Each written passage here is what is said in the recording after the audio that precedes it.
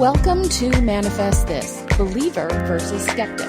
I'm Sharon Giroux, your resident skeptic who asks all the tough questions. And with me is Jennifer Neal, our manifesting maestro. Whether you're rolling your eyes or raising your vibration, we dive into all things manifestation, mindset, and energy from every side. Hit subscribe, settle in, and get ready for spirited debates, surprising experiments, and laughter on the journey to creating a life you love. Hi, everybody, and welcome to Manifest This, Believer versus Skeptic.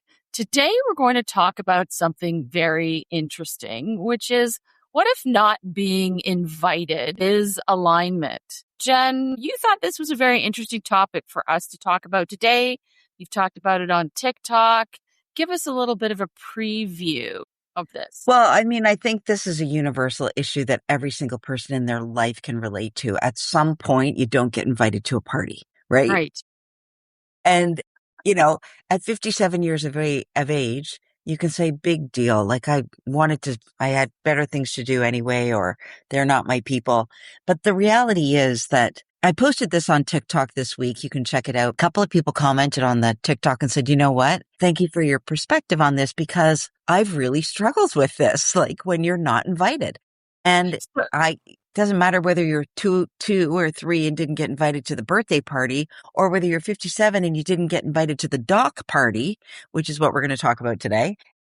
You know, what if not being invited is actually alignment and is tied into manifestation? So we have officially reached the point where you can get left off the guest list and somehow call it manifestation. Totally. Or, maybe they just didn't invite you, Jen. I know. Well, and they didn't. They didn't invite me, and they didn't invite my other little boat friends. But hear me out, okay? Because, what we're really talking about on this podcast is really about perspective, right? It's about what lens are you looking through? What picture are you looking through all the time at everything in your life? That's really what we're talking about here. Okay. So hear me out. What if something that really initially feels like rejection is actually life showing you that's not your room, Jennifer? Those aren't your people. That is not where your energy belongs. And I'm going to make it so obvious for you that it makes it really easy for you not to choose this. Okay. I'm going to take a bit of a different perspective here. As an introvert who expresses as an extrovert. Yes. Sometimes I find that's just fine.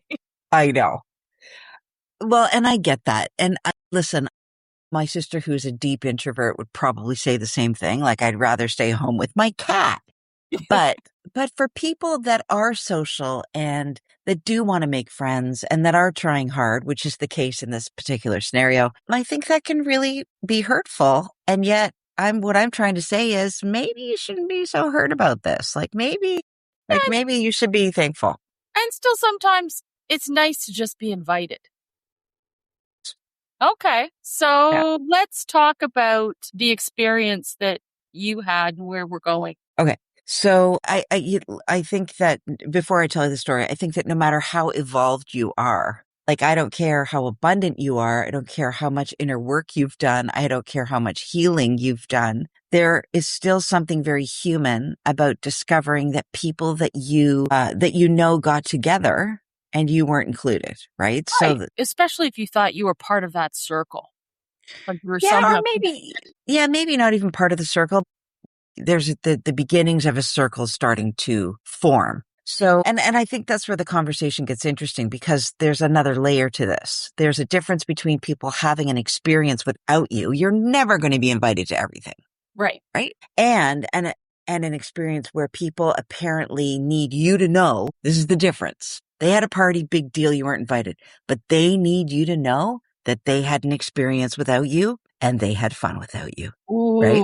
Okay. Now we're getting to the crux of something very interesting. Right. And so that's where I became really fascinated by the energy behind those actions. Okay. Because there's a huge difference between we had the best night last night. Good for you. Woohoo. We all want to have fun. That's what abundance is. And we had the best time last night. And I really need certain people to know that they missed it Do you see the difference in that energy? Absolutely. So before we get into this energetic crime scene, let's try to establish something, right? That nobody is entitled to an invitation.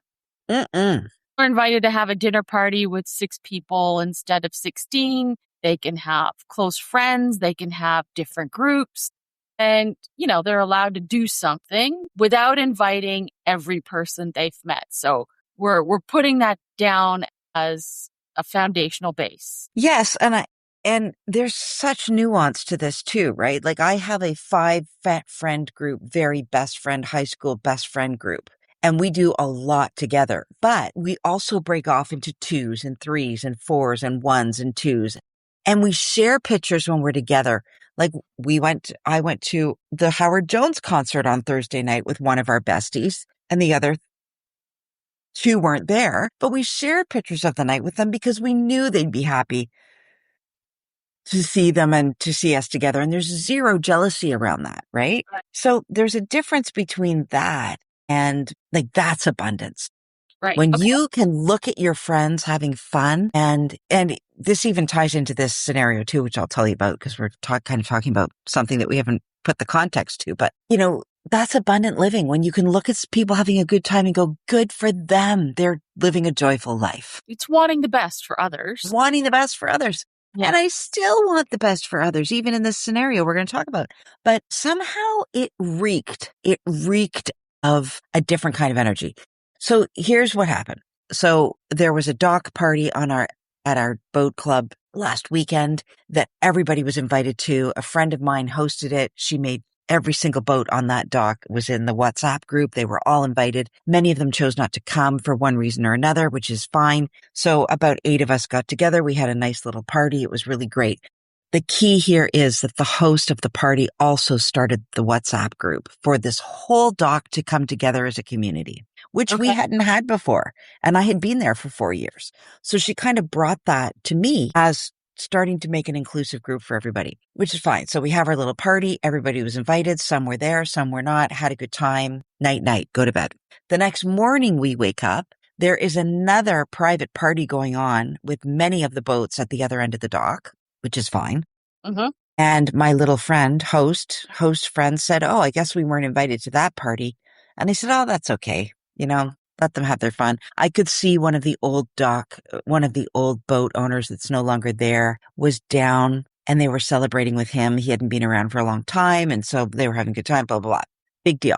Later on that evening, apparently there was another party and don't forget, in boats, there can be parties going on in boats you would never know about because it's like basically having a house party. Like you'd never know they were in a boat. But anyway, they started on the dock and then I guess this party goes into the wee hours of the morning, which is great, blah, blah, blah. Who cares? We're in bed. It's what happened the next day that I find so interesting. So the next day rolls around. All these photos start showing up in my friend's WhatsApp channel and they were all the photos were all about great time. It was great to see you. We had so much fun. Let's do it again. Meanwhile, half the people in the chat weren't invited to those parties where the chat started out to be very open-hearted. Let's get together, communicative and community-based. Then turned into there was a party. There were 2 parties yesterday and you guys weren't invited. Oh, and by the way, we had a really good time and we know you weren't there.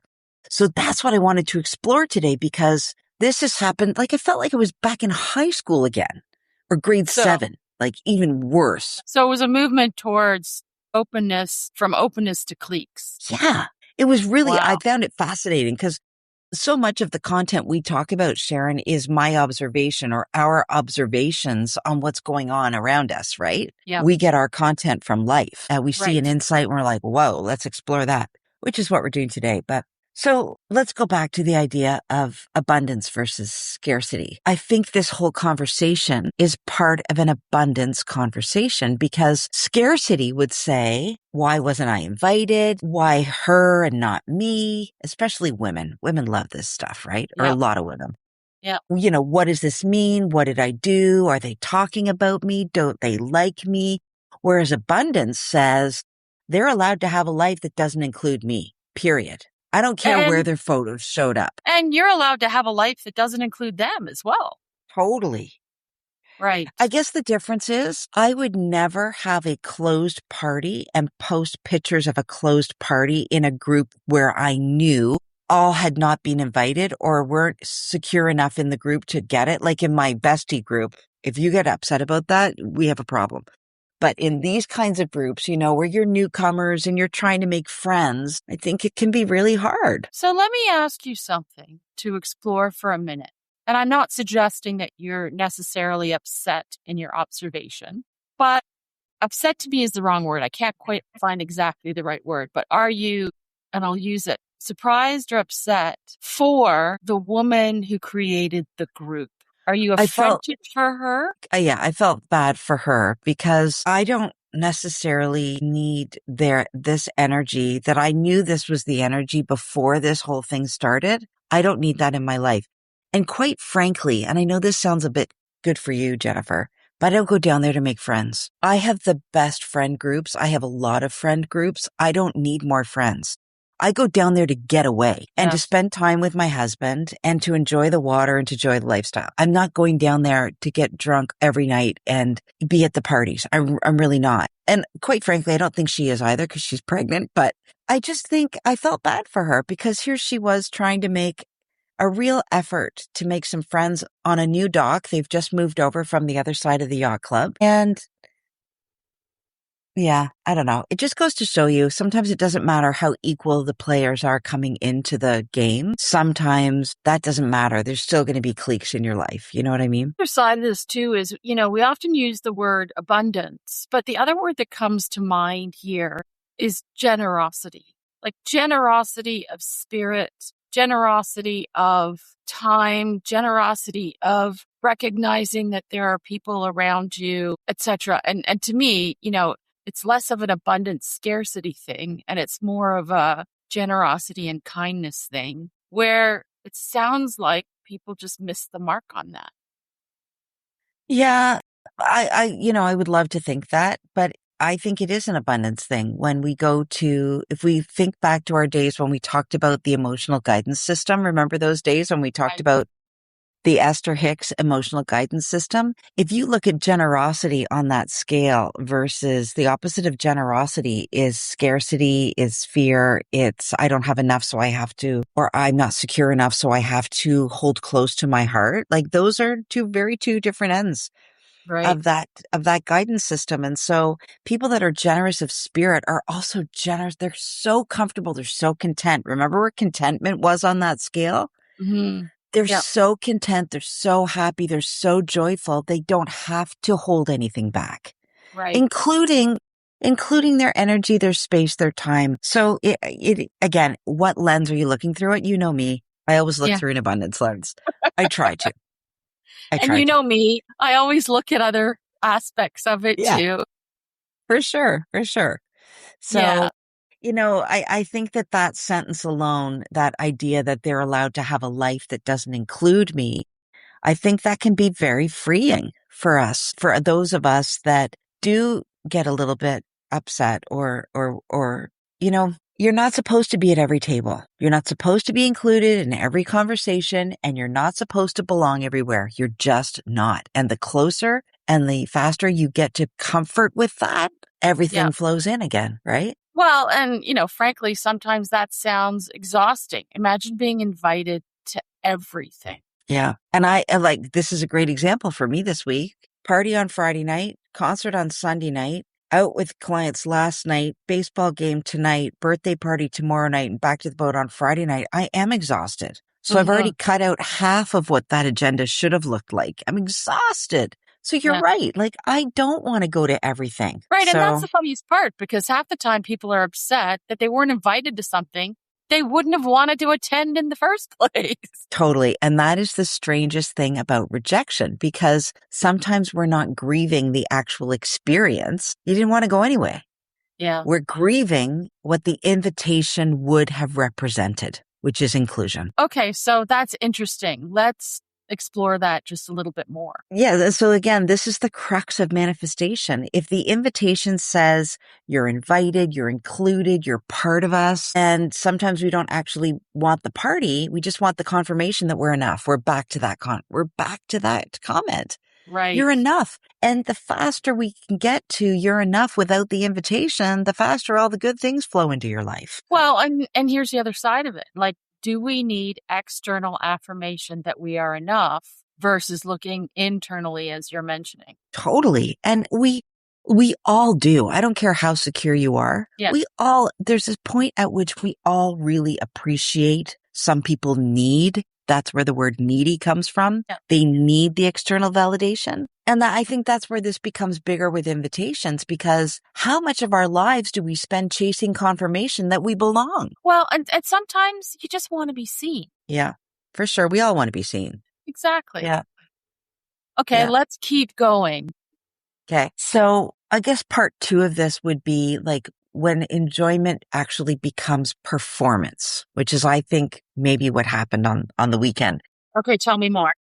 So the other side of this is, people have a fabulous time. We all take photos. Sometimes we post them. Sometimes we write about them and share them. And it's wonderful, right? Right? Normal. Okay. Totally normal. But I think most of us can feel the difference when something shifts from sharing joy to performing exclusion. Okay. This is interesting. I know what you mean, but I'm going to challenge you for a minute. How do you actually know the difference between the two? Okay, that's a fair question. Yeah, because you could be projecting intention onto somebody else's post and write, best night ever, and you read best night ever, and Sharon, you weren't there, but that wasn't what was written, right? Absolutely. And I think this is what the important part was, and I think this is what happened on the weekend. There was a clear message, I think, my perspective is there was a clear message sent to people that weren't there that this should happen again. They had a great time. They were up to the wee hours of the morning. Somebody left a wine glass behind, and they even took a picture of the wine glass that was left behind. So yeah, this is the important part. We can't ever know somebody else's intention. Sometimes you don't know their intention. So I'm not talking about diagnosing people. I am talking about examining our own behavior. Ask yourself. That's all we can control, right? You can only control yourself. So ask yourself, when I post this, when I say this, when I make sure that certain people see this, am I sharing because I'm happy, or am I sharing because I want a reaction? Yep, I'm with you. Keep going. Because energetically, those are very different things. Abundance says, again, I've had an amazing time. Mm-hmm. Thank you for such a joyful time. Yep. Scarcity says, I had an amazing time, and I need you to know that you weren't a part of it. Right, because the second one still requires an audience, and sometimes a very targeted audience. Totally. And we're all guilty of it. I think we've all done this from time to time. Okay. But yes, the second one, the one where you weren't there and I need you to know we had a good time without you, that version needs attention. That version needs envy and validation and status. And it needs someone to think, wow, I wish I'd been there, or I wonder why I wasn't invited. Right? And if you need somebody else to feel left out in order for you to feel included, is that abundance? Was that an abundant party? So I don't know. In some respects, that's the skeptic's argument as well, right? You don't even need manifestation for that. It's just, insecurity. Totally. Yeah. And again, insecurity fits on the guidance system. So okay, you and I, we will share custody of that point. Okay. Fine. So here's where I struggle a little bit with it. The premise maybe not being invited is alignment, because again, sometimes I think manifestation can become a very elegant way of avoiding hurt, an element perhaps of false positivity. Okay, say more. Okay, so, you don't get invited, it hurts you. And instead of actually saying, wow, that hurt my feelings, you say the universe is protecting my energy. Maybe it isn't. Maybe you're disappointed that someone's intentionally excluded you. Maybe that's an indication that your friendship has changed, or maybe you just need to look at something in a different way. Totally. But it wouldn't be offside for me to say that comment that I say often, which is, do you believe you live in a good universe or in a bad universe? Do you believe that everything works out for your highest good? Yeah. Do you believe that things are working out in your favor all the time and that the universe is trying to guide you to everything you've asked for that's sitting in that Esther Hicks vortex, right? Mm-hmm.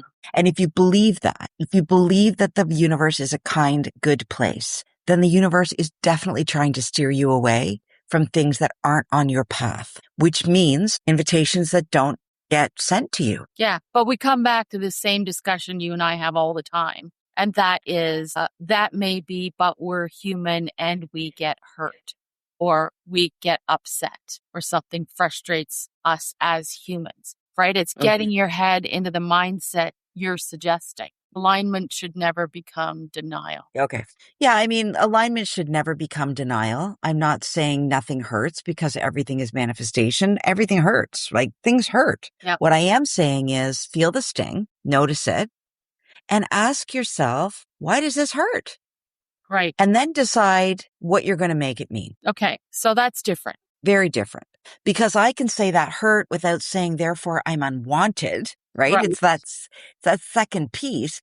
I can say, I wish I'd been included without saying, therefore, everyone else has something that I don't. Or, that I can say that friendship has changed without saying, therefore, I need to chase them and convince them to choose me again, which is a classic response. Okay, so I like that. So really what we're looking at is it rejection or is it information? Yeah, so here's the question I want people listening to consider. What if rejection is sometimes just information? Okay, keep going. So someone doesn't include you, that's information. That's all it is. Someone consistently doesn't reciprocate. That's information. Yep. You notice you feel terrible every time you're around a certain group. Yep. That's information. You realize you have to shrink yourself to fit into a room or be something different. That's information. You constantly, like, for example, last night we go out for dinner with clients. I meet a client's girlfriend for the very first time. She's very polished. She's very, very royal. She just held her body in a very graceful way all the time. She never put her elbows on the table. And I'm a bit of a chaos, right? I'm, as you know, like You're a Jennifer. bit loud. Yeah, I'm a bit loud. I'm very smiley, very open, very like huggy. And she's sitting there with her body closed and very polite and lovely, but very like a princess, like a good princess, like a Princess Catherine, right? And I'm like, how was your trip? And blah, blah. And for a minute, I thought maybe I should hold my hand on like that, just so as not to put your elbows on the table, and very lovely and very elegant. And I'm just a bit more of a spaz. And I thought, no, why would I not be who I am? Because that's what makes me, right? Anyway, this is all just information for us. So there's an opportunity where, are we going to leave every interaction wondering whether people like us?